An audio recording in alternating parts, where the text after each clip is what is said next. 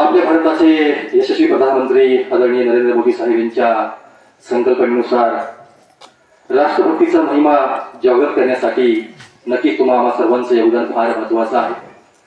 अगदी तीच वात्सल्य भावना मनात ठेवून आज विश्व मानपटलावर आपल्या भारताचं नाव ज्यांनी रोशन केलं ते भारताचे यशस्वी प्रधानमंत्री नरेंद्र मोदी साहेब यांनी आपल्या भारतामध्ये हा अभिनव उपक्रम घेण्यामागची भूमिका एक वेगळी ठेवली आहे. हर घर तिरंगा या अभिनव उपक्रमामध्ये अगदी आपल्या देशाविषयी एक प्रेमाची भावना निर्माण व्हावी.